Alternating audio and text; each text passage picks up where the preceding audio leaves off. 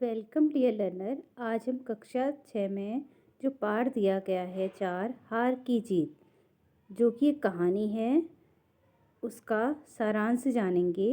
अब हार की जीत कहानी सुदर्शन जी द्वारा लिखी गई है। इस कहानी में एक डाकू के हृदय परिवर्तन की घटना का वर्णन किया गया है।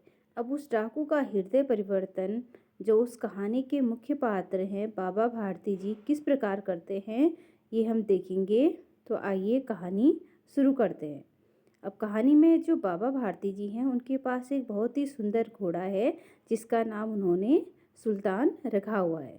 अब उसकी जो मशहूरी है, मशहूरी मतलब उसकी प्रसिद्धि दूर दूर तक फैली हुई है। बाबा भारती सब कुछ छोड़कर अब साधु बन गए हैं, परंतु वह अपने घोड़े को नहीं छोड़ना चाहते हैं। घोड़े को छोड़ना उनके वश में नहीं है। वह उसे सुल्तान कहकर पुकारते हैं। संध्या के समय वे सुल्तान पर चढ़कर 8-10 मील का चक्कर लगा लेते थे। अब उस इलाके के एक मशहूर डाकू जिसका कि नाम खड़क सिंह होता है, के कानों में भी जो सुल्तान होता है उसकी खूबसूरती की कहानी पहुंच जाती है। अब वह उसे देखने के लिए बेचैन हो उठता है और एक दिन सुबह दोपहर के समय बाबा भारती के पास आकर पहुंचता है, उन्हें नमस्कार करके बैठ जाता है।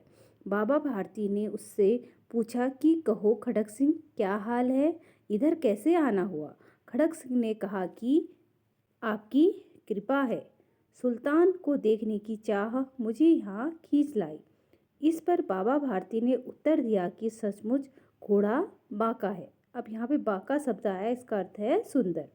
उन्होंने खड़क सिंह को अस्तबल में ले जाकर घोड़ा दिखाया। खड़क सिंह उस पर लट्टू हो गया। लट्टू हो गया का अर्थ है मोहित हो गया। वह मन ही मन सोचने लगा कि ऐसा घोड़ा तो उसके पास होना चाहिए। वहाँ से जाते जाते वह बोला कि बाबा जी, मैं यह घोड़ा आपके पास न रहने दूंगा। यह सुनकर बाबा भारती को डर के मारे अब नींद न आती। वे सारी रात अस्तबल में घोड़े की रखवाली में बिताते। एक दिन संध्या के समय बाबा भारती घोड़े पर सवार होकर घूमने जा रहे थे। अचानक उन्हें एक आवाज़ सुनाई दी, ओ बाबा, इस कंगले की बात सुनते जाना। उन्होंने देखा एक अपाहिज वृक्ष के नीचे बैठा कर रहा है। बाबा भारती ने पूछा, तुम्हें क्या तकलीफ है। वह बोला, मैं दुखी हूँ, मुझे पास के रामावाला गांव जाना है। मैं दुर्गादत्त वैद्य का सौतेला भाई हूँ, मुझे घोड़े पर चढ़ा लो। बाबा भारती ने उस अपाहिज को घोड़े पर चढ़ा लिया और स्वयं लगाम पकड़कर चलने लगा।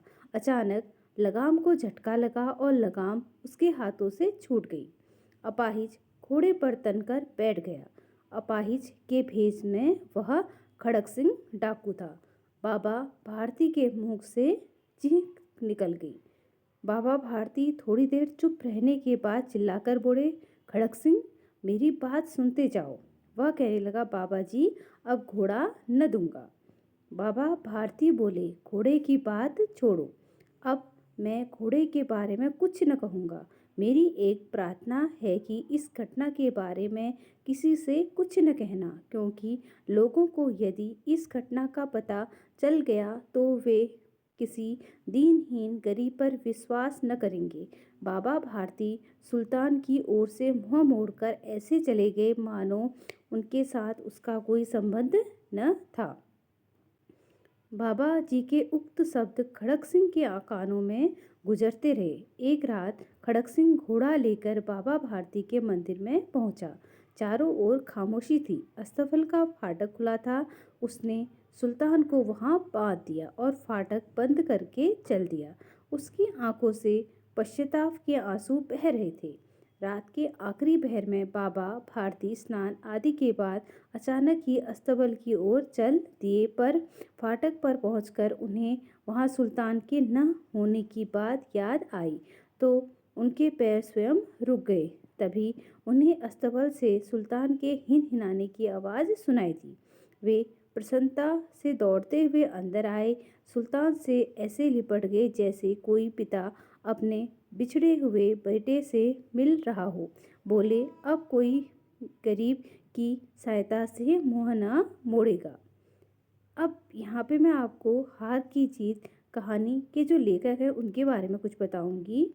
यह कहानी हिंदी की प्रसिद्ध कहानियों में से एक है और इसे हिंदी के प्रसिद्ध लेखक सुदर्शन ने लिखा है। जो सुदर्शन जी हैं उनका वास्तविक नाम बद्रीनाथ भट्ट था। उन्होंने पहली कहानी तब लिखी जब वे आप ही की तरह छठी कक्षा में पढ़ते थे। सुदर्शन ने कहानियों के अतिरिक्त कविताएं, लेख, नाटक, उपन्यास भी लिखे। इनका समय काल था 1896 से 1983। इसके अलावा इन्होंने अनेकों फिल्मों की पटकथा और गीत भी लिखे। आशा करती हूँ आपको कहानी का सारांश समझ में आ गया होगा और साथ ही कहानी को समझने में भी यह वीडियो आपकी मददगार साबित होगी। धन्यवाद।